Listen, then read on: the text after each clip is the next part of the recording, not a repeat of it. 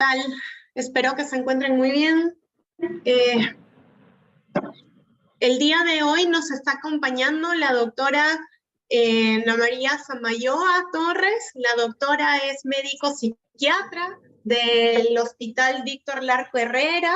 Ella es especialista en el tema del día de hoy que van ustedes a visualizar y aprender en cuanto a las emergencias psiquiátricas, que ustedes como médicos generales, muchas veces en las emergencias, vamos a decirlo así, de hospitales generales, van a recibir. Y por ello es necesario identificar ciertos patrones, ciertas conductas para poderles dar el manejo inicial respectivo. Este trabajo, o mejor dicho, la presentación del día de hoy de la doctora Samayoa, es de vital importancia en todos ustedes, no solamente para términos de conocimiento en medicina, sino para la aplicación en el futuro, en cualquier área de la especialidad que ustedes se desempeñen. Entonces, doctora Samayoa. Sí, acá estoy, Maite. ¿Cómo está? Doctora, disculpe que le interrumpa. ¿Me escucha? Sí. ¿Cómo está? ¿Qué tal, Jesús? Sí, usted decía que, bueno, solamente quería decir que el PPT no se encuentra colgado en el aula virtual. En el aula virtual está, pero es otro, no es este. Sí, efectivamente, justo la doctora lo acaba de actualizar. Nos lo hará llegar entonces, doctora. Así es. Así es. Oh, qué bueno que estés acá, Jesús, como para poder anotar todo lo que encuentren de diferente o de nuevo. Sí, y todos ustedes. Listo, doctora Samayoa, no se le ve. Ah, déjame activar entonces mi video, discúlpame. Ahí está. Ah, me veo. Ahora está, a ver, ya, esperan. ¿Y ahora sí se me ve? Ya. No se le ve, no, pero... Qué gracioso. A ver. Ya. Ahí está. Ahora sí, ya se colgó. Ya, ok, disculpa. Bueno, listo. Bueno, con todo cariño, dejo a cargo de la clase del día de hoy a la doctora Samayoa. Muchas gracias, doctora Maite. Ok, chicos, hoy día vamos a ver la clase de emergencia psiquiátrica y recordar que dentro de la emergencia psiquiátrica está también lo que es la conducta suicida, que es el PPT que ha estado colgado. Y acá, como dice la doctora, la actualización es ampliando los temas, ¿no? La emergencia psiquiátrica no únicamente es la conducta suicida, sino también acá vamos a tener lo que son las agitaciones psicomotrices, los estados de agresividad, las crisis de pánico son consideradas también emergencias psiquiátricas, o las distonías. Vamos a comenzar primero con estos temas y de ahí sí vamos a ahondar más en la parte de conducta suicida, que abarca un poquito más el porcentaje de la clase. Primero hay que definir qué es una emergencia psiquiátrica. Usualmente va a estar definida porque es una alteración, ya sea de la conducta, del pensamiento, del afecto de la persona, y que va a generar una conducta disruptiva, como cual un estado de agresividad muy extremo, sensación de quererse lesionar o autolesionarse, conductas desorganizadas, que lo van a ver mucho en los pacientes psicóticos o en los pacientes demenciales, en donde tal vez ellos se vayan con la ropa puesta, duermen en el piso, se van al techo a descansar, etcétera. Conductas realmente extrañas. Estas de aquí se pueden manifestar por distintas patologías, psicosis, ansiedades, depresiones, o inclusive también dentro de los trastornos de adaptación, cuando hay pérdidas de familiares, rupturas con personas que han estado mucho tiempo, cambios de lugares, sobre todo en los adolescentes, es lo que más les suele alterar, o de vivienda en la tercera edad, también pueden generar algún tipo de estas conductas disruptivas. Estas conductas disruptivas, como le digo, pueden generar también un daño a la persona, y aquí vamos a encontrar el tema del suicidio, de la conducta suicida, y en otros también la agresividad extrema a otras personas también, o el homicidio, muchas veces por un tema de agresividad y en otro secundario por las voces que dicen que agredan, que mate, etcétera. No olvidar que aquí también vamos a encontrar las crisis de pánico. No todos llegan en agresividad. A veces cuando las personas tienen preocupaciones extremas pueden generar estados de disociación, ansiedad extrema, crisis de pánico, caracterizada principalmente por las palpitaciones que vamos a ver más adelante.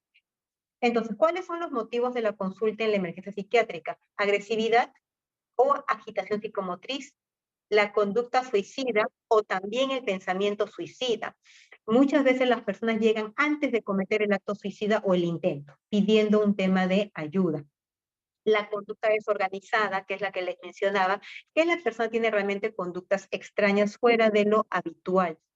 La crisis de angustia, de pánico, y en psiquiatría también vamos a ver que una emergencia psiquiátrica van a ser las famosas distonías, que estos son síntomas extrapiramidales o síntomas secundarios de la toma de los antipsicóticos, sobre todo de los antipsicóticos de primera generación, o también llamados típicos, como el haloperidol, que es el que más lo vamos a utilizar en la emergencia por su presentación parenteral. La agitación psicomotriz es un estado en donde la persona realmente está muy inquieta, puede estar pateando las cosas, a veces puede estar caminando de un lugar a otro, pero con la mirada perdida, con mucha ira contenida, no siempre agresiva a la otra persona, pero sí en un estado de mucha ofuscación. Lo vamos a encontrar principalmente en los estados psicóticos, en algunos cuadros orgánicos y en el consumo de sustancias psicoactivas. ¿En qué tipo de psicosis lo vamos a encontrar? En el trastorno bipolar, sobre todo cuando estemos en la fase maníaca, ya sea con o sin psicosis. El paciente bipolar en la fase maníaca puede generar mucha disforia y mucha irritabilidad, y en ese momento puede generar estado de agitación. Y si presenta algún tipo de psicosis, ya sea por alucinaciones o delusiones, con mayor razón. ¿Dónde más podemos encontrar la agitación psicomotriz? En la esquizofrenia. Secundaria a qué? Obviamente al tema de las ideas de paranoia. A veces piensan que la gente los está persiguiendo, que uno los mira mal a propósito, que se burlan de ellos, y de manera muy reactiva van y confrontan a la persona. ¿Por qué me está mirando? ¿Por qué me persigue? ¿Usted me quiere hacer brujería? Etcétera. Y se ponen pues muy iracundo, agitado, etcétera. A veces en la consulta hemos visto pacientes que quieren empujar el escritorio justamente por eso. También en otros tipos de psicosis como el trastorno esquizoafectivo. Igual, también por el tema de la psicosis y mezclado mucho con el tema del afecto que acá también está alterado, sobre todo con la irritabilidad. Y como les decía, en el consumo de sustancias, no solamente por el consumo per se, sino también porque algunas sustancias como los alucinógenos, la marihuana, etcétera, el éxtasis, pueden provocar alucinaciones en las personas y estados psicóticos. Cuando el consumo principalmente es por la marihuana, la psicosis es muy parecida al de una esquizofrenia, por si acaso. Puede llegar con enajenación del pensamiento, inclusive. Pero se bajan los síntomas psicóticos rápidamente, a diferencia de una esquizofrenia. Y cuando el consumo de sustancias y la psicosis es por éxtasis, por cocaína, por excitadores, usualmente va a tener un comportamiento muy similar a los trastornos bipolares en fase maníaca. Es decir, la persona llega maniforme, irritable y con alucinaciones o delusiones tipo ya de grandeza. Y también, igual que en la marihuana, suelen ceder rápidamente. De las drogas, la que tal vez dificulta un poquito más que estabilice el paciente es el LSD. Ahí sí hemos visto que las personas demoran más en retirar la psicosis. ¿Los cuadros orgánicos se pueden agitar? Sí. ¿A cuáles nos referimos? A los pacientes que tienen retardo mental, epilepsias y también en el autismo. En estos casos, ¿cuándo se altera la persona? Tanto en el retardo mental como en el autismo, la persona se altera cuando hay cambios de rutina. Sobre todo en el autismo, la persona suele ser muy rutinaria. Digamos, los lunes comen pescado, los martes carnes, etcétera, o van al colegio, van al parque a una hora determinada. Son mucho de costumbres, están acostumbrados a ver quién está en casa, quién no, a qué hora sale. Cuando el cambio de rutina es muy abrupta y no se le avisa al paciente, ellos no lo saben canalizar y se expresa en estados de agitación. Muchas veces gritan nada más, en otros momentos se pueden lesionar la cabeza con la pared o a veces se dan golpes con los puños hacia ellos mismos. propio de que ellos no siempre saben expresar bien sus emociones. Entonces lo vamos a ver mucho en el autismo y en el retardo mental, sobre todo en el moderado y en el profundo. En el retardo mental leve, la persona sí aprende a expresar las emociones, ahí lo vamos a ver muy poco. Ahí más vamos a ver etapas de depresión o de ansiedad, por si acaso. ¿Y en qué otros cuadros orgánicos lo vamos a ver? En la epilepsia, en las fases postictales.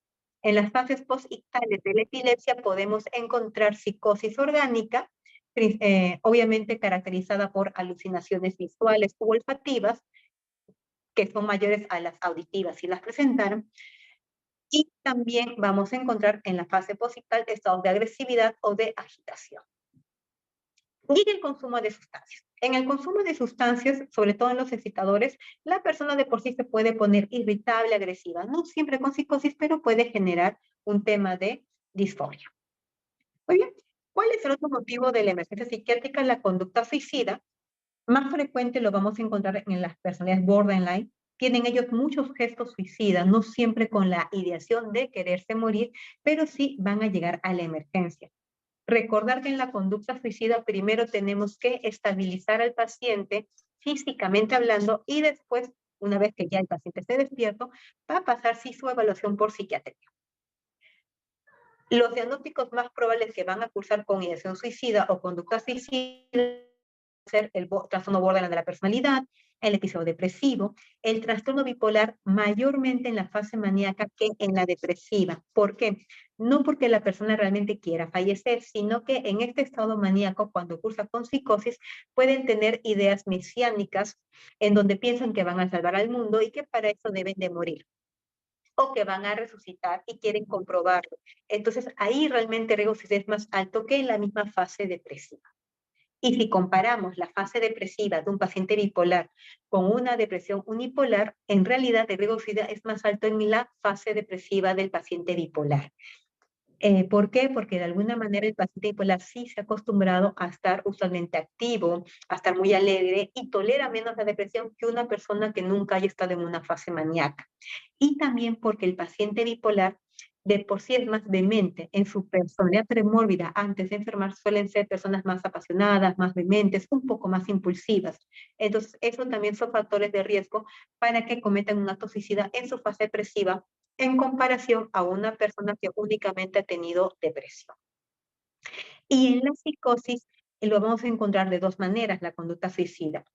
Una porque las voces comandatorias que dicen que se agreda, y otra porque los pacientes con esquizofrenia o con psicosis pueden generar angustia psicótica, en donde se pueden sentir constantemente abatidos por escuchar las voces, porque la gente los persigue, por la sensación de que le roban la energía, de que le roban el pensamiento, etc. De hecho, el 10% de los pacientes con esquizofrenia llegan a tener un suicidio consumado, por si acaso. No solamente el acto suicida, sino que muchas veces ya de manera consumada. Sobre este tema, en las otras diapositivas, que son las que también se han subido en la plataforma, vamos a ahondar. Y no se preocupen, estas de aquí se las voy a pasar para que la puedan socializar con sus compañeros y también a la doctora Maite para que la pueda subir. Más bien, gracias el habernos avisado. ¿Cuál es el otro motivo de la emergencia psiquiátrica? Es la conducta desorganizada. A veces no están agitados, a veces no están en distonías, etcétera, pero sí están con conductas de, doctora, me quiere comer arena, doctora, se baña con la ropa puesta, no se quita tal vez los pantalones para miccionar, etcétera. A veces juegan con sus heces o con las orinas. Todas estas son conductas desorganizadas o están rebuscando cosas en la basura y no es un tema de que obedecen voces, simplemente es la conducta de la persona. Lo vamos a encontrar principalmente en donde, en las esquizofrenias y en algunos pacientes con retardo mental moderado o profundo. Muy bien, y teníamos también los ataques de pánico. Los ataques de pánico o las crisis de angustia se van a caracterizar porque la persona siente una ansiedad muy profunda que genera síntomas físicos, síntomas somáticos, entre ellos palpitaciones, sudoración de las manos, a veces adormecimiento de la mandíbula y también pues del brazo derecho con compresión del pecho y sensación de falta de aire. En esta crisis de angustia y el ataque de pánico, la persona cree o siente que se va a volver loca, que va a perder el control, que algo malo va a pasar y algunas veces se llega inclusive pues, a desmayar. ¿Cuál es el diagnóstico diferencial? Obviamente de un ataque de pánico es el infarto al corazón por el tema de la presión en el pecho, el abrasamiento de la mandíbula, del brazo, etc. Y lo que vamos a sacar es sacar un EKG. ¿Qué va saliendo mal? Y ahí lo detectamos. ¿Ok? Importante en lo que es el ataque de pánico es identificar el causal. El tratamiento, en este caso, va a ser con midazolam, que lo vamos a hacer más adelante, pero sí es importante saber qué cosa lo ha ocasionado para llevar un tratamiento integral. Los tratamientos en la emergencia obviamente van a ser con medicación parenteral, porque la persona está en crisis. Si le damos únicamente medicación oral, en lo que se absorbe la medicina va a pasar mucho tiempo y el paciente no va a estabilizar o lo vamos a dejar pues con mucha angustia. Que luego de la medicación parenteral vamos a darle una medicación oral para que la persona se mantenga estable es muy cierto. Y obviamente sí se inicia ya un tratamiento para la continuidad de sus atenciones y que la va a llevar ya pues por consulta externa, obviamente. Y también se le pueden dar las primeras pautas de que si únicamente va a dar tratamiento psiquiátrico o también psicológico, de acuerdo al caso que hayamos visto. ¿Qué fármacos vamos a utilizar de manera parenteral? Tanto en la agitación psicomotriz como en la conducta desorganizada, nos conviene utilizar la parte de los antipsicóticos. Uno, porque bajan la agresividad y dos, porque estos están asociados principalmente a temas de psicosis. ¿Qué antipsicóticos vienen en vía parenteral y que llegan al estado, al MINSA? Es el haloperidol y a veces también puede llegar la clorpromacina. Al tema de e-salud también llega la olanzapina, o conocida como Ciprexa, en vía intramuscular. Sin embargo, no llega a todos los hospitales y cuando hagan sus serums sí tienen que aprender a manejar los fármacos que llegan y con eso pues tratar a sus pacientes. El haloperidol en este caso viene de 5 miligramos y se coloca 2 ampollas intramuscular. Se pone en una sola ocasión de manera STAT para manejar la crisis. A veces vamos a estar frente a crisis mayores en donde el paciente se va a internar. Se recomienda que al menos los primeros 2 días esté con un parenteral para que el paciente se pueda controlar y después ya podamos iniciar la vía oral. Cuando no hacemos esto y el paciente está todo muy agitado, tenemos un riesgo de que el paciente se agrede en el mismo servicio o que agreda a los otros pacientes que también están internados. Cuando lo ponemos para pacientes internados, manejamos una dosis de 2 ampollas cada 8 o cada 12 horas, de acuerdo al estado de agitación del paciente. Y también teniendo los antecedentes de los efectos secundarios. Recuerden que tanto el haloperidol como la clorpromacina son antipsicóticos de primera generación. Entonces, van a causar efectos extrapiramidales en algunas personas o inclusive distonías. Tienen ese riesgo. Al momento de hacer la historia clínica en la emergencia, preguntamos si es que alguna vez el paciente con la medicación ha tenido temblor de manos, contracturas musculares muy fuertes, la tortícolis propiamente dicha, ¿no? La reversión de los ojos hacia arriba, la protrusión de la lengua, identificando el riesgo o no de impregnación, es lo que decimos en psiquiatría.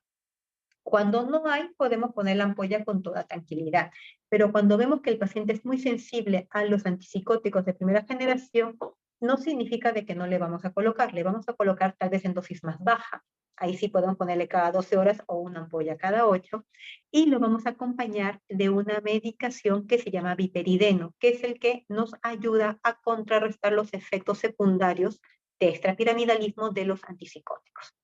Y es el que se usa también para las distonías y lo vamos a ver en diapositivas más abajo. El haloperidol nos ayuda. Cuando la agitación es muy marcada, a veces no es suficiente y necesitamos darle una benzodiazepina a modo de ansiolítico.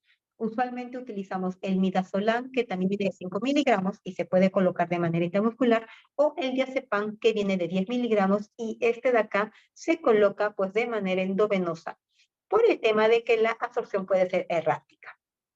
Si están en el serum, por ejemplo, y viene un paciente agitado y no tienen haloperidol, únicamente tienen diazepam, ¿le pueden colocar? Sí. Ahora, está muy agitado, no se le encuentra en la vena, sabemos que la absorción es errática. ¿Qué hacemos aquí? Le podemos poner en el músculo deltoides. En el músculo deltoides la absorción es menos errática.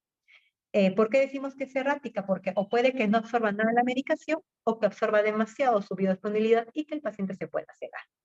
Entonces lo ponemos endovenoso y si no lo podemos poner en el brazo, en el deltoides y de esa manera podemos controlar al paciente. Igual en la conducta suicida. Cuando hay una conducta suicida, intervenimos al paciente, no es que de frente le vamos a colocar la ampolla. El motivo, vamos a ver factores de riesgo, el soporte social, vamos a ayudar al paciente a generar metas de vida, expectativas, etc. Y para eso en la emergencia usualmente está el psiquiatra y el psicólogo que nos ayuda con las intervenciones. Luego de la intervención, el paciente muchas veces ya no quiere morirse, no está cursando con eso suicida, pero sí queda un poco ansioso. En esos casos vamos a colocar, sí, el midazolam intramuscular o el diazepam, pero para bajar ya la ansiedad. Pero esto se coloca después de haber hecho la intervención. Si colocamos antes, ¿qué va a pasar?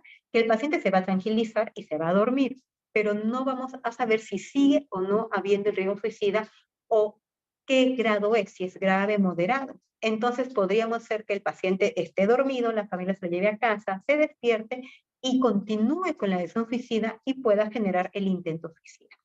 Entonces, usualmente intervenimos antes al paciente para ver justamente la crisis de emergencia, que es la parte de los primeros auxilios psicológicos, y luego sí, ya colocamos las benzodiazepinas de manera parenteral para que el paciente baje la ansiedad y pueda ir estable a casa. Obviamente, las pautas que vamos a dar es que la familia maneje la medicación. Sobre este tema vamos a ahondar más adelante, chicos. En las crisis de angustia, aquí el paciente está pues con la presión en el pecho, ya sabemos que no tiene ninguna patología cardíaca, obviamente, ya el que salió normal, pero hay que calmar. Realmente la crisis de angustia causa mucho sufrimiento a la persona. Utilizamos benzodiazepinas. La vía endovenosa es la ideal porque calma rápidamente y si no el midazolam, que es una benzodiazepina de acción rápida, ultra rápida, mejor dicho, de manera intramuscular. Cuando no hay, podemos colocar el clonazepam vía sublingual, porque de esta manera la absorción es más rápida y es una opción para la crisis de angustia. Están en el hospital, no hay diazepam, ok, no hay midazolam, ok, tienen benzodiazepinas, usualmente sí va a haber clonazepam. En vez de tomarlo, lo que van a hacer es que lo van a dar de vía sublingual y de esa manera también pueden controlar la crisis de angustia de la persona. Pero la primera línea van a ser las benzodiazepinas, obviamente de manera parenteral. Para el tema de lo que son las distonías o los síntomas extrapiramidales, como habíamos dicho, vamos a colocar el biperideno, que es un anticolinérgico, y viene de 5 miligramos.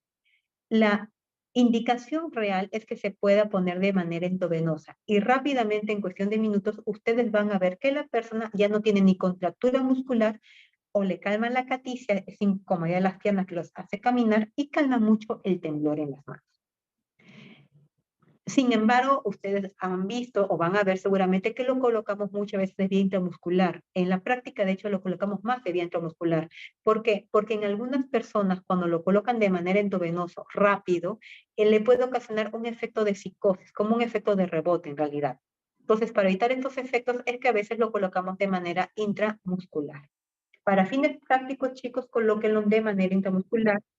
Sin embargo, en los textos, en las teorías, sí van a ver que la indicación es endovenosa, pero tiene este riesgo de generar psicosis. Luego de que aplicamos el biperideno, obviamente, ¿qué vamos a hacer? Vamos a ver la dosis que está tomando el paciente de su antipsicótico, porque estas distonías han venido por dosis altas de antipsicóticos o antipsicóticos de primera generación. Si el paciente ha estado bastante estable y no hay riesgo de bajar la dosis, podemos bajar la dosis. O lo más recomendable es que el tratamiento que esté llevando se respeta y añadimos el biperideno en vía oral. El biperideno en tableta viene de 2 miligramos. Y le vamos a dar una tableta al día, máxima su dosis va a ser de 6 miligramos al día. ¿De qué depende que le dé 2 miligramos, 4 o 6? De los antipsicóticos que esté tomando. A veces los pacientes cursan con distonías únicamente con risperidona de 6 miligramos porque son muy sensibles. Y la risperidona a esta dosis funciona como un antipsicótico típico. Pero no va a ser tan potente como un haloperidol, una medicación de depósito. Entonces, en estos pacientes puedo darle 2 miligramos tranquilamente. Pero vamos a ver pacientes que a veces están con haloperidol en dosis altas, 30 miligramos, o con medicaciones de depósito de 50 miligramos, etcétera. A ellos sí, mejor le damos entre 4 miligramos o 6 miligramos porque tienen mayor cantidad de antipsicótico y es probable que el paciente con una dosis baja de biperideno aún pueda generar pues, los síntomas extrapiramidales. ¿Lo podemos ver en cualquier paciente? Sí, sobre todo pues los esquizofrénicos, etcétera. Pero, ¿qué pacientes son más sensibles a generar distonías o síntomas extrapiramidales? Son los pacientes orgánicos. Sí hemos visto mucho en los pacientes con retardo mental o con autismo que son más sensibles al uso de antipsicóticos.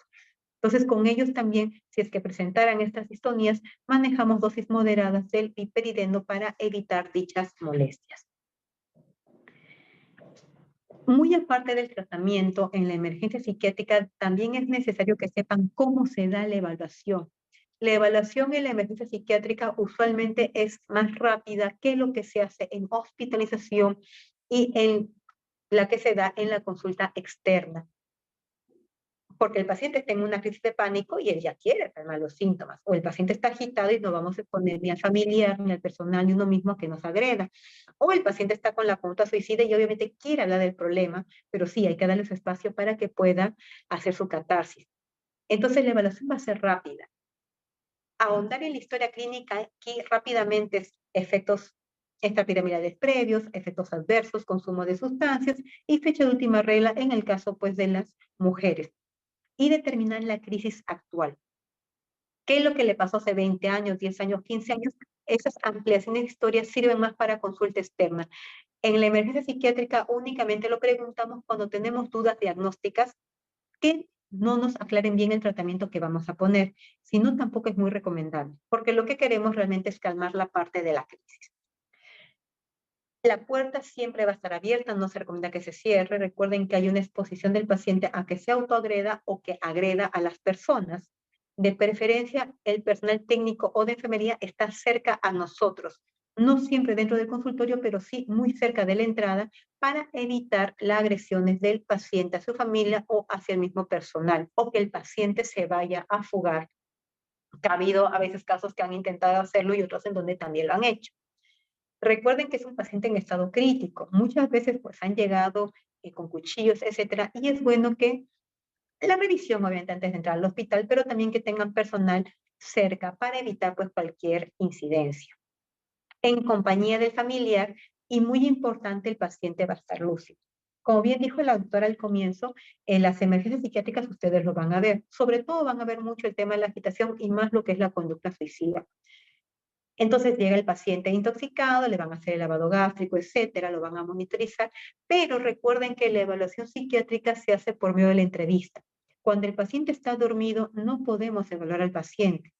Y las historias clínicas indirectas no nos ayudan mucho, porque el familiar lo que puede decir que es deprimido tal vez es un aplanamiento afectivo. Y si vemos que alguien está deprimido, vamos a antidepresivos. Y si vemos aplanamiento afectivo con psicosis, vamos a antipsicótico. Entonces realmente hace un sesgo muy grande el tratamiento.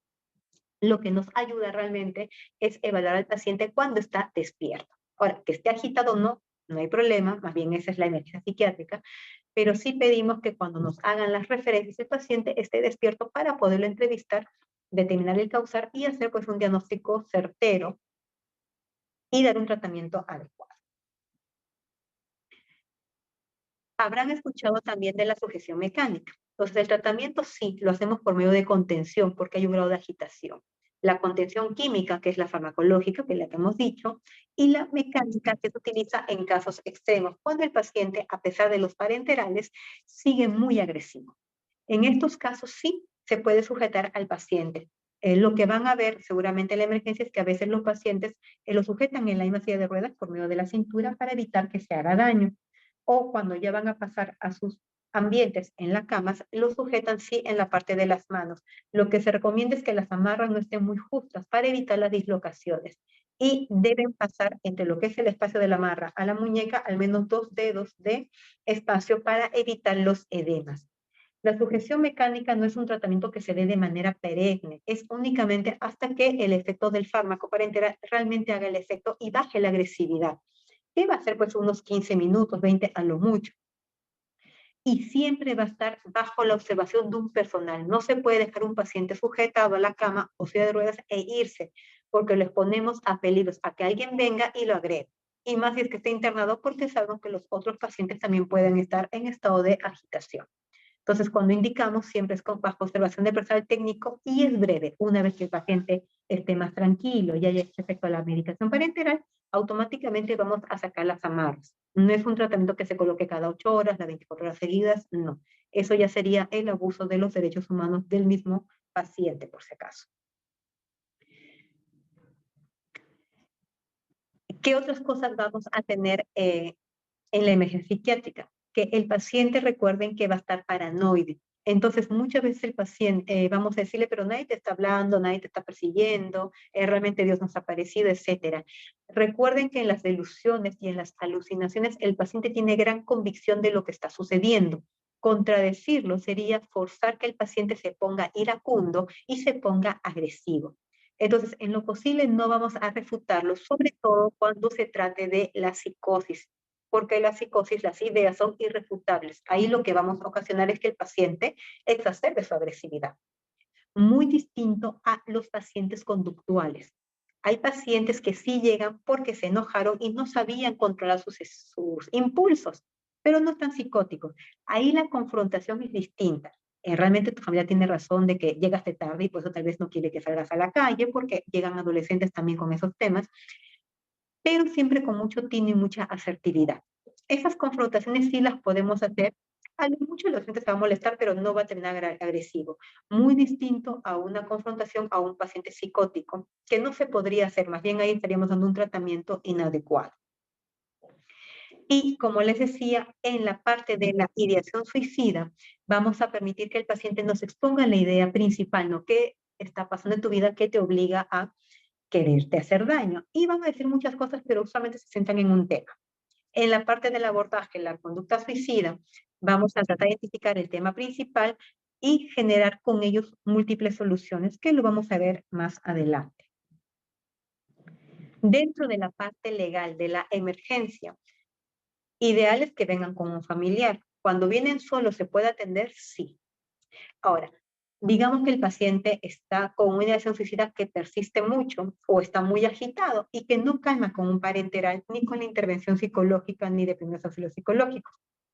Estos pacientes obviamente se van a internar, pero no los internamos así nada más. Lo que vamos a hacer es pedir el consentimiento informado que nos autorice el internamiento del paciente. Cuando no se hace esto, nos exponemos a las denuncias por secuestro. Entonces, por eso es importante que sí se firme el consentimiento informado. ¿Quién lo firma? Usualmente su tutor legal, que va a ser la familia directa. Ahora, si lo trajo la policía, una ambulancia, etcétera, ¿quién lo firma? Es este personal que lo trae. No genera un tema legal de hacerse cargo del paciente. Lo que genera este consentimiento informado es decir, yo sí soy testigo de que el paciente ha venido mal y le están indicando un internamiento por bienestar de su salud. Nadie lo está secuestrando, nadie lo recogió de la calle y lo trajo a la fuerza, etc. Algunas veces los pacientes que han estado deprimidos firman su consentimiento y es completamente válido. Y en otros, el paciente no va a querer internarse. Sin embargo, cuando la conducta suicida es marcada y el paciente no desea internarse, quien puede firmar es el familiar y eso también es válido legalmente. Y si el paciente fue solo y no se quiere internar, ahí donde viene la disyuntiva. Va a firmar un retiro voluntario, pero legalmente estamos dejando ir a una paciente que puede suicidarse. Entonces, en esos casos, lo que hacemos es llamar a la comisaría y viene la policía y firma un acta en donde se deja en el acta que se atendió el paciente, que se indicó el tratamiento y que el paciente pues lo está rechazando. Y la copia del acta debe quedar en la historia clínica. De esa manera, legalmente, ustedes también se quedan protegidos. Claro, obviamente, antes de eso, tratamos, sí, de insistirle al paciente que es por su bien, que es por cuidarlo, etcétera, porque lo que queremos primar es el tema de su vida y ayudarlo. Sin embargo, en la emergencia psiquiátrica y en las emergencias en general, van a ver mucho la parte legal, que también es importante que ustedes lo puedan conocer. En este caso es el consentimiento informado y cuando no se puede dar, nos vamos a ayudar de la parte de la policía para dejarlo constatado todo en un acta, en lo que son los retiros voluntarios de las personas que han ido sin familiar, sobre todo en la parte de la conducta suicida. Y si fuese que la familia y el paciente no se quiere internar, ahí no hay necesidad de que venga la policía. Ahí el retiro voluntario lo firma, obviamente, el familiar y también el paciente, ¿no? En donde exoneran la responsabilidad, pues, al equipo de guardia y al médico que está dando la indicación. Muy bien, chicos. Y vamos a continuar con la segunda parte de lo que es suicidio para generar las preguntas. ¿Se ven bien las diapositivas?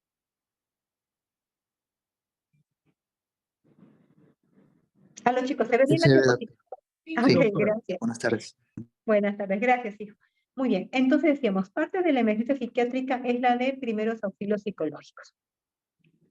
Muy bien, cuando viene el paciente con la conducta suicida, vamos a intervenirlo.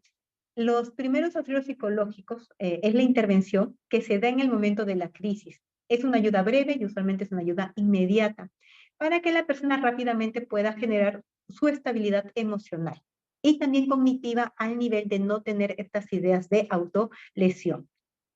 Suelen ser cortas, usualmente duran una media hora, 40 minutos, no va a durar más, y ayuda a que la persona haga su catarsis y genere expectativas de solución a sus problemas. ¿Quiénes pueden hacer estos auxilios psicológicos? Cualquier personal que esté entrenado. Es más, en los mismos psicólogos no todos lo hacen. Ellos también hacen un entrenamiento para poderlo realizar.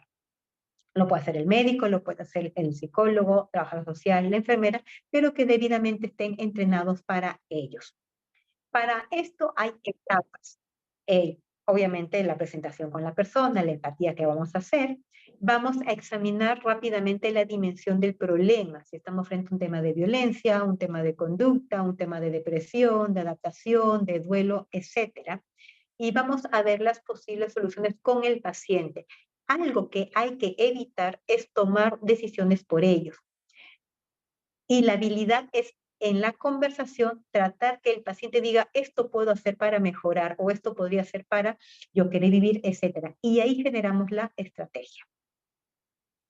Obviamente vamos a asistir en la ejecución de una acción concreta sobre esta idea que el paciente ya generó en la conversación. Ahí sí le vamos a ayudar cómo poder lograr esta meta. Y finalmente el seguimiento que lo hacemos por parte de consulta externa. Por ejemplo, a veces han llegado adolescentes, 14 años, y que tienen muchos problemas con los padres porque se han separado, el padre se acaba de ir, la sobreprotección o el abandono, etc. Entonces, dentro de sus expectativas puede ser que la familia se una, pero es una expectativa irreal porque tal vez los padres no se van a querer reconciliar. Entonces, le generamos de qué otra manera él se puede sentir acompañado por los padres, hacerle entender que la separación es entre los padres, no con ellos, etcétera. ¿Y qué tal caso le gustaría que mejoren los papás para él sentirse mejor? Y a veces sí dicen que no reneguen mucho, que le den más espacio, comprensión, cariño, tiempo, etcétera. Y sobre eso vamos tratando. Ahora, en teoría, ahí sí está el papá o la mamá, o el progenitor que esté, o el adulto, y con ese adulto hablamos. ¿Qué cambios realmente sí puede hacer, pero que sean verdaderos? Y esos son los que le proponemos. Tal vez no podemos hacer todo lo que nos pida, pero sí se puede manejar el tema de que haya mejor diálogo, comunicación. Entonces, a veces un cambio mínimo sí genera expectativa en este adolescente, pero también ponerle las responsabilidades que él va a hacer para generar los cambios. A veces piden comunicación y ellos están aislando. Y también puede ser parte de los padres. Entonces, ahí vamos hablando ya con el papá, el adolescente, y generamos estas expectativas de cambio, pero que sean reales. Y la expectativa que damos es que el cambio va a ser de manera paulatina, no va a ser de manera abrupta, obviamente, porque si no, no va a haber el cambio y la persona se decepciona y vuelve con el intento suicida. En este momento sí podemos preguntarle qué expectativas tiene, qué quiere hacer más en años más adelante, y cuando vemos que la persona tiene metas de vida, usualmente son ideaciones suicidas que ya han ido disminuyendo, pero sí el compromiso de venir a sus terapias y la importancia de sus terapias familiares, individuales, psicológicas, de acuerdo al caso. De esa manera, pues hacemos una intervención psicológica, por así decirlo, y así pues en determinadas circunstancias. Pero lo que voy es que la expectativa es real al problema y a lo que realmente se pueda cambiar. No vamos a dar expectativas falsas porque sería engañar al paciente. ¿Y qué va a pasar? Si el paciente se siente engañado, ya no va a retornar a la consulta ni a la emergencia y sí puede cometer pues el acto suicida. Muy bien. Cuando evaluamos la conducta suicida, encontramos algo que se llama psicopatología de la ideación suicida. Aquí tenemos lo que es la intensidad de la idea, la frecuencia de la idea, el planeamiento y el grado de letalidad. Lo que nos va a importar mucho aquí va a ser el grado de planeamiento y de letalidad. No es igual a alguien que les diga, sí, he pensado suicidarme desde hace 2, 3 meses, pero a veces se me va la idea, no es tan intensa. La tengo y se me olvida. Alguien que le diga, sí, la tengo de manera persistente los últimos días y que ya compró el veneno o que ha dicho, sí, tal vez voy a tomar pastillas, ya vi la manera de conseguirlas, yo sé que usualmente a esta hora yo me quedo sola en casa o sola en casa. Cuando vemos eso es porque la persona ya lo planificó. Cuando la ideación suicida está planificada es porque hay un porcentaje alto de que la persona puede cometer ese acto suicida. Y el grado de letalidad es para ver el tema de hasta qué punto podríamos ayudar o no al paciente si lo cometiera. Muy bien. Si está planificada, ¿intervenimos? Sí. Luego de la intervención de los primeros asesinos psicológicos, volvemos a preguntar sobre la ideación suicida. Si ya ha disminuido, el tratamiento puede ser de manera ambulatoria, pero si persiste, es en donde recomendamos que la persona mejor se interne por cuidar el tema de su vida. Muy bien. Digamos que cometió la conducta suicida. ¿Cómo es el orden para la atención de un intento suicida o gesto suicida? Como le decía, primero vamos a estabilizar al paciente. Si es un corte, vamos a suturarlo, si se toman las pastillas, el lavado gástrico, etcétera, con el monitoreo. Pero hay que estabilizarlo a la persona. En todo momento la persona debe de estar acompañada. No lo vamos a dejar solo o sola la persona porque se puede coger las cosas del tópico y hacerse daño. Ha habido casos de pacientes que se han tomado inclusive el alcohol etílico en la manera de generar todavía estos intentos suicidas. En todo momento vamos a hablar con empatía a la persona y la contención de las emociones, no solamente del paciente, sino de nosotros mismos. Cuando nos van a contar, nos pueden contar situaciones muy críticas de mucha violencia y la expresión de nuestra cara va a ayudar mucho al paciente o a victimizarse más si lo ha estado haciendo o a pensar que el problema es muy grave y que no lo puede resolver o mucha indiferencia. Entonces sí es una fase empática que vamos a mostrar con ellos, pero no de compasión, de victimización, ni mucho menos de cuestionamientos. Para cada uno el problema va a ser distinto y a veces vamos a escuchar problemas que uno pueda decir, es un problema que se podría resolver. Y si lo demostramos, el paciente se va a sentir descalificado y no vamos a generar la empatía. ¿Ven? Luego de la contención de las emociones, en donde también vamos a esperar que el paciente haga su catarsis y después ya respire y pueda calmar y generar ya otro tipo de pensamientos, ¿qué vamos a generar? La resolución de conflictos. Aquí es donde cuestionamos el problema y qué expectativas de resolverlo hay, cómo se puede hacer, etcétera. Como le decía, pautas, pero que sean reales. Luego de ello, hablamos con los familiares porque ya tenemos un conocimiento del paciente, su grado de planeamiento, el problema que lo está detonando, las posibles soluciones y lo vamos a plantear con los familiares para ver cuáles son posibles y llegar a un acuerdo mutuo con el paciente. Y obviamente el seguimiento que pueda haber. La evaluación física, acá voy a hacer un paréntesis, lo hacen usualmente en los hospitales generales. Los hospitales especializados van a tener fármacos, todo, pero para lo que son distonías, ansiedades, etcétera, pero no vamos a tener para hacer un lavado gástrico. Pero a ustedes sí les va a llegar el paciente intoxicado. Entonces es importante que sepan los efectos secundarios de los medicamentos psiquiátricos en sobredosis. Y también cerca a los diagnósticos. Recuerden que más probable iba a ser depresión, bipolaridad, etcétera. Entonces, si un paciente bipolar o un familiar de un paciente bipolar tiene un intento suicida y tiene la intoxicación por litio, hay que saber que el litio en dosis altas realmente puede ser letal para la persona. Puede generar principalmente arritmias ventriculares, fallas renales y también problemas tiroideos. Entonces, muy aparte de la estabilización hemodinámica que van a hacer el paciente, se sugiere que sí hagan las pruebas necesarias, su EKG, su ecocardiograma, las enzimas cardíacas, etcétera, para ver que no haya este tipo de alteraciones. Igual a nivel renal. Sobre todo acá la parte de la diuresis va a ser muy importante. En el litio, disculpen chicos, ¿qué más van a notar? Van a notar desorientación de la persona, ataxia, se van a querer parar. Y esto es importante porque tienen mucho desequilibrio y a veces pueden pensar que la persona se está cayendo porque está agitada y no es así. Si ustedes van a ver, van a notar cierto nistagmo en los ojos, van a ver que las pupilas no están reactivas a la luz y en este momento, entre comillas, la agitación, que no es agitación, realmente va a ser por los efectos adversos del litio. Por los problemas renales que el litio puede ocasionar, rápidamente también puede ocasionar alteración de la coagulación. Entonces podrían encontrar pequeñas petequias tipo púrpura en el paciente, pero es justamente por las alteraciones renales que está teniendo. ¿Ok? En el caso del valproato, principalmente vamos a encontrar lesiones gástricas. El valproato de por sí puede causar epigastralgia y en sobredosis puede causar úlceras sangrantes. También puede causar sedación o las pancreatitis medicamentosas. Entonces, en esta área es donde van a hacer el monitoreo antes de mandarlo al psiquiatra, porque si mandan a un paciente y asumimos que está descartado y piensan que no hay pancreatitis medicamentosa, le damos el medicamento, el paciente se va a complicar. Entonces, sí es importante que estos órganos sean previamente evaluados. En el caso de los antidepresivos, de los IRS, como es la fluoxetina, la sertralina, el escitalopram, la venlafaxina, etcétera, paroxetina, lo que vamos a encontrar es ansiedad, aunque no crean, diaforesis, en sobredosis lo pueden ocasionar. Puede haber también temas de taquicardia, de hipertensión, aumento de la temperatura, puede encontrar también diaforesis, escalofríos, vómitos, diarrea y alteración del sensorio. Acá prácticamente es el soporte vital que vamos a dar a la persona. Encontramos también aumento del tono muscular, mioclonía, hiperreflexia y temblores. Una vez que el paciente pasa el estado de intoxicación, estos síntomas automáticamente se van a retirar.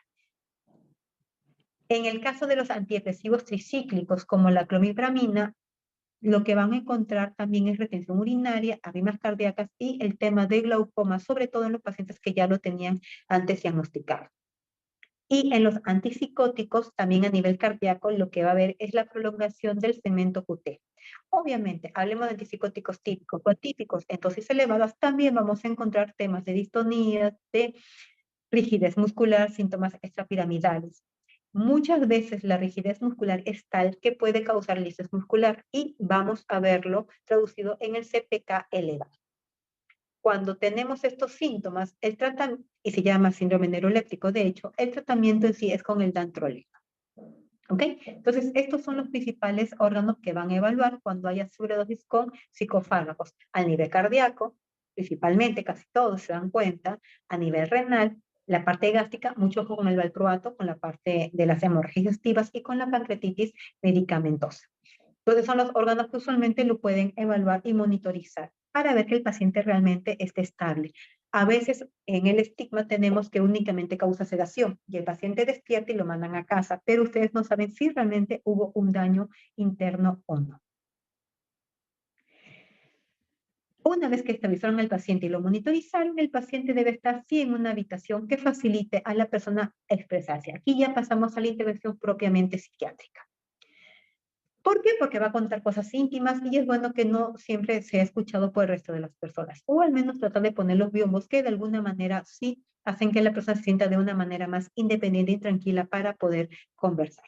Reitero, no se deja a la persona sola porque se puede volver a autolesionar. La evaluación suicida debe ser evaluado de forma explícita, calmada y directa. Es decir, una vez que escuchamos al paciente, no es de que, y bueno, tú piensas este daño, no. ¿Y qué opinas al respecto de lo que acabas de hacer? ¿Volverías a hacerlo? ¿Aún tienes la ideación de quererte suicidar? Etcétera. Preguntarle al paciente sobre la ideación suicida no es fomentar la idea, más bien lo que nos ayuda es a poderla identificar. ¿Qué más vamos a identificar acá? Si es que la ideación suicida fue por un problema en sí, por una depresión o fue un impulso. Y aquí donde llamamos los famosos gestos suicidas, en donde la persona estaba descontrolada porque se molestó y estaba amenazando al resto de las personas, que si no me dan el permiso me mato, si no rezan conmigo también, y a veces se le va un poquito en la profundidad del corte. Esto ya son temas de impulsividad, usualmente no se internan, pero sí acaba más la intervención al control de las emociones, porque siempre hay un riesgo de que se puedan autolesionar. Pero sobre todo vamos a tratar de no reforzar la impulsividad, porque a veces vienen ya mejor que vaya a la reunión y que no esté con estas conductas, le reforzamos, porque la persona va a volver a autoagredirse, porque sabe que así consigo lo que quiere, pero no lo ayudamos a madurar emocionalmente. Por eso también es importante identificar esta área. Y obviamente sí, de acuerdo al fármaco que ha hecho, tenemos que hacer la evaluación. Muchas veces los pacientes minimizan la cantidad de fármacos que han tomado. ¿Por qué? Porque no desean la atención en sí, porque ellos realmente a veces han querido suicidarse. Minimizarlo lo que va a ocasionar es que uno no le dé la importancia de vida, que vaya a casa y bueno, ahí ya empiezan las complicaciones físicas. Evaluar las comorbilidades. Alguien ya tiene suicida por trastornos de conducta, por depresión, a veces por estado de agitación, a veces por psicosis, etcétera. Y algunas pueden aumentar el riesgo, como es el tema de consumo de sustancia. Y no olvidar en la intervención por el riesgo suicida que no únicamente es a la persona, sino también a los familiares. ¿Cómo lo vamos a intervenir? Vamos a tener que generar habilidades en los profesionales.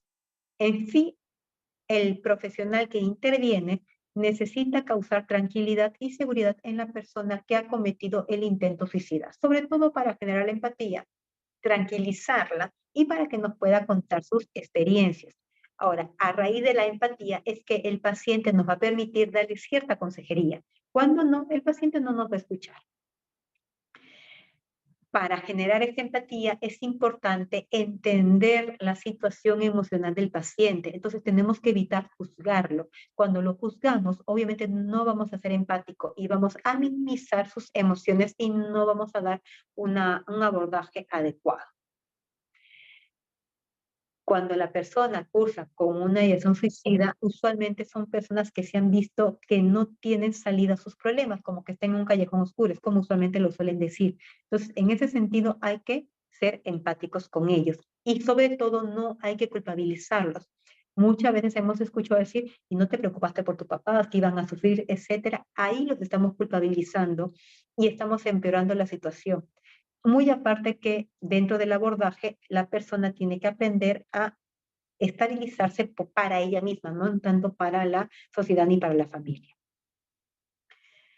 Cuando le identificamos la necesidad, reitero, hay que ser directos y preguntar. ¿Ok? Evitar desafiar a la persona. Es decir, ¿te quieres matar? A ver, tómate el cuchillo o mátate frente mío. Porque a veces hemos visto familiares así. Eso no es adecuado. El retarlo lo que puede proporcionar es que la persona lo haga por un tema de impulsividad. Es como retar a un paciente que está con su psicosis en el momento. No lo van a entender. Tampoco hay que razonar de manera muy impresionada porque no es el fin del mundo, pero sí lo necesario para que la persona tenga un cuidado adecuado. Y como le decía, las alternativas que se puedan dar de acuerdo al problema. ¿Ok? A nivel individual, entonces vamos a preguntar el causal. ¿Por qué te quisiste suicidar? Y ahí vamos a decir, la depresión, las alucinaciones, el pleito con la familia, con el enamorado, la parte laboral, etcétera, crisis económica. De acuerdo a que nos cuenten, vamos a negociar la ideación suicida y vamos a sugerir las terapias que van a dar. Luego que hacemos la intervención, sí tenemos que decir qué terapias va a llevar. Si de autoestima, si de control de emociones, si de control de impulsos, si de pareja, si familiar, pero definitivamente sí va a llevar una terapia individual. Los medicamentos que vamos a dar obviamente van a ser antidepresivos en la mayoría de las veces y las pautas a la familia, que la familia tampoco critique el acto. La familia tiene que ser responsable de su paciente. ¿En qué sentido? No es sobreprotegerlo, pero sí de evitar que haya objetos punzocortantes en casa o a la mano del paciente. Y la familia es la responsable de guardar la medicación, porque no lo podemos dejar a la mano porque el paciente aún está susceptible a que lo pueda volver a hacer. Ya cuando pasa un tiempo prudente y ya no hay ningún riesgo suicida, pues el paciente sí puede manejar su medicación, pero eso ya es con mucho tiempo de terapia porque el paciente también se hace responsable de su tratamiento. Pero al comienzo la familia debe de guardar las medicaciones. Y la psicoeducación también al respecto. Recuerden que la familia puede estar un poco tensa, un poco disfórica. ¿Por qué? Porque ha visto que su familiar se ha podido morir. Entonces es natural que le encontremos también algo alterado. Y a nivel profesional, reitero, hay que generar empatía, evaluar las comunidades psiquiátricas e identificar los principales conflictos sociales del paciente para poder hacer la consejería adecuada. En los hospitales generales, centros de primer nivel, etcétera, o cuando uno no tiene la especialidad propiamente dicha entre psicología o psiquiatría, ¿cómo nos podemos ayudar para determinar qué tanto riesgo tiene la persona de volver a cometer el acto suicida o qué tan riesgoso es? Y para decidir si la persona puede internarse o puede llevar un tratamiento ambulatorio. Hay una escala que se llama la de Sapp-Pearson. Esta de aquí va a evaluar el riesgo suicida y es bueno que la pueda manejar.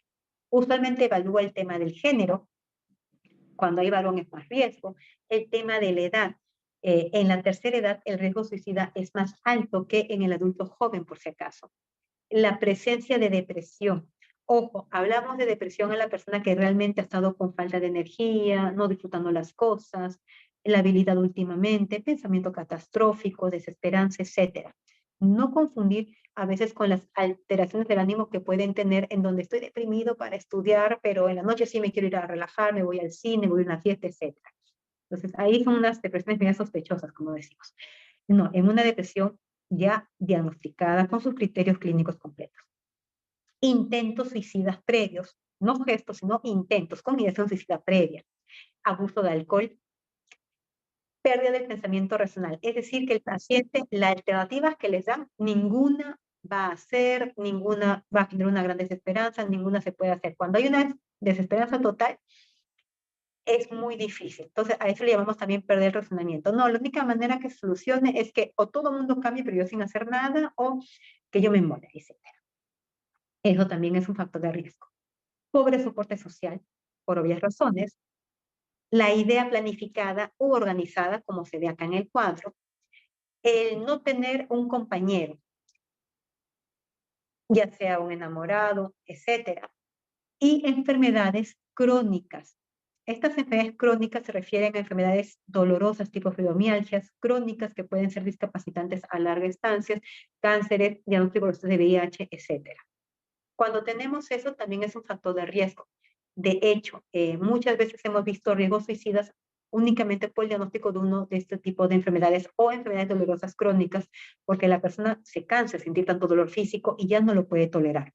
Y a veces ya lo vemos con falta de morfina, etcétera, y aún así el dolor persiste. En estas personas también puede haber ideación suicida. Muy bien, cuando la puntuación de la escala es hasta 2, el manejo puede ser ambulatorio. De 3 a 4 también, pero con mucho control sobre todo de la familia. Sin embargo, cuando es mayor a esto, ya es mejor el internamiento. Acá siempre saliendo en ingresos, salgo negativa del familiar, porque como te decía, hay un consentimiento informado que alguien lo debe de firmar.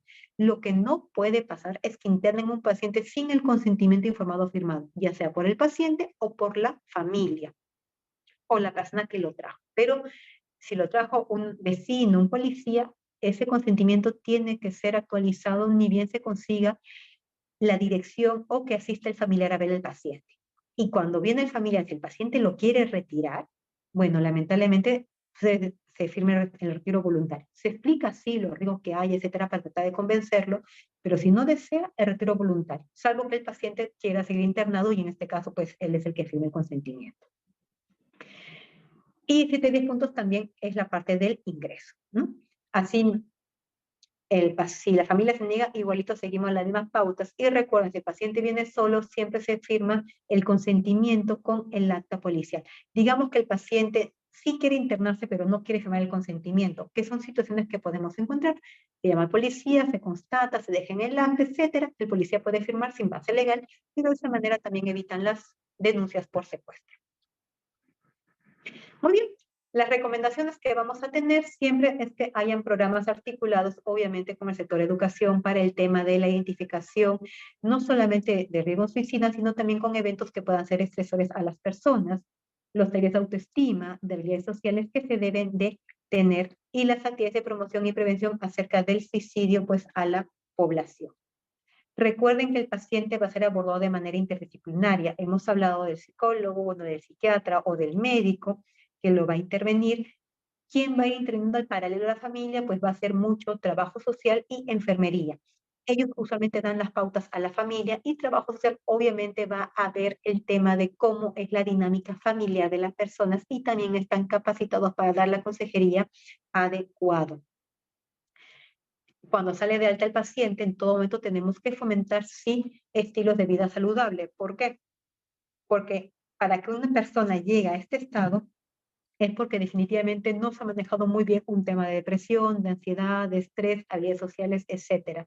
Los estilos de vida saludable justamente se llaman porque ayudan a que la persona pueda manejar el estrés. Y una persona que maneja el estrés es más difícil que pueda cursar con una ideación suicida, por si acaso, o con un intento suicida. Y siempre la derivación temprana a la especialidad que amerite. Otras medidas que se van a dar usualmente sí es la integración por medio de redes. En algunos programas y en algunos países, así como hay la línea 100 de ese tema de violencia, se generan a veces algunas líneas telefónicas para las personas que tienen esta decisión suicida en donde van a pedir ayuda. Cuando no se genera esto, porque a veces no hay, lo que sí se hace es la educación a la persona para que pueda ir a la emergencia, en este caso sí ya de los hospitales especializados, para que se pueda atender antes de cometer el intento suicida. A veces van a las emergencias, a veces van a las parroquias, a veces hay psicólogos en las municipalidades y también ahí pueden dar alternativas. Obviamente en las emergencias van a estar las 24 horas, que es un horario mucho más flexible para ellos, porque la idea puede obviamente darse en cualquier momento. Muy bien. Y dentro del tratamiento multidisciplinario, pues cada quien va a tener sus funciones. La parte del médico, obviamente vamos a estabilizar físicamente al paciente, vamos a identificar las comorbilidades, vamos a iniciar el tratamiento también. Y vamos a ver sobre todo qué medicamento le vamos a dar al paciente. Recuerden, cuando hemos visto los fármacos, los IS tienen eventos adversos, pero los antidepresivos tricíclicos tienen eventos adversos en sobredosis que pueden ser letales, al igual que el litio. Entonces, si tenemos un paciente suicida, tratamos que estos dos últimos, evitar el uso de ellos porque le estaríamos dando los fármacos que realmente podrían hacer que cometa el acto suicida pues consumado. Ya utilizamos otro tipo de fármacos justamente para evitar el tema de las complicaciones físicas.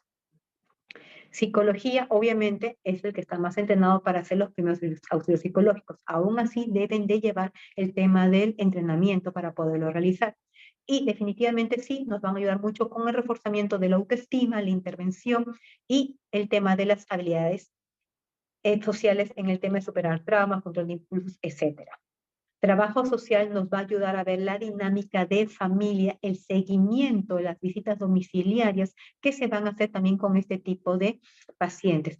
Y enfermería nos ayuda mucho con el tema del triaje y la detección temprana. No siempre vamos a ver el tema de la conducta suicida en las emergencias. A veces lo podemos ver ya intenciones de personas que se quieren suicidar, mucho a nivel obstétrico, mucho a nivel pediátrico, etcétera. Y ellos son los que van detectando estos signos de alarma. Como pueden ser un bajo rendimiento escolar, un niño que se para enfermando, personas que siempre vienen por dolores crónicos, son signos de alarma que nos dicen que esta persona se puede estar deprimiendo o puede generar esta ideación. Entonces, ellas son las que hacen los tamizajes y nos van a avisar para hacer pues la intervención adecuada y de prevención, que es lo que usualmente queremos. Y finalmente, pues, ¿qué no vamos a hacer en una ideación suicida? No vamos a criticar a la persona por el acto suicida, vamos a evitar hacer la descalificación, no minimizamos su problema, tampoco lo vamos a victimizar, pero sí vamos a darle la responsabilidad efectiva a la persona para que lo pueda resolver y entender de que sí se pudo haber sentido mal, definitivamente.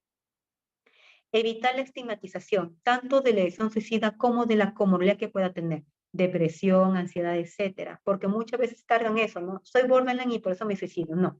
Hay un problema que son borderline, hay un problema con depresión, etcétera, pero eso no lo califica totalmente como persona, sino la persona de por sí se va disminuyendo, desvalorizando y bajando la autoestima. Y esa es la entrada realmente pues para la ideación suicida.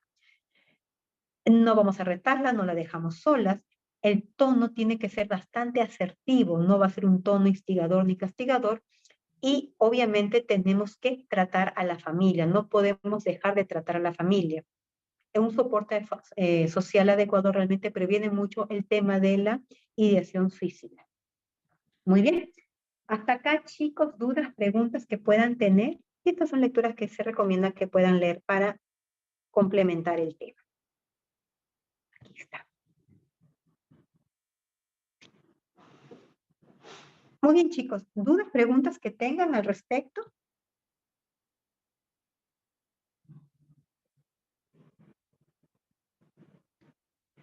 Bien.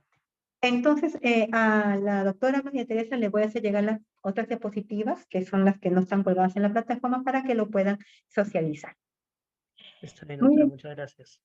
Ok, listo, Jesús. Entonces, muchas gracias por la atención, chicos, y nos vemos hasta otra oportunidad. Cuídense. Muchas Gracias. gracias, Doctora, cuídese. Hasta luego, doctora. Gracias, doctora. Hasta luego, chicos. Hasta luego, doctora.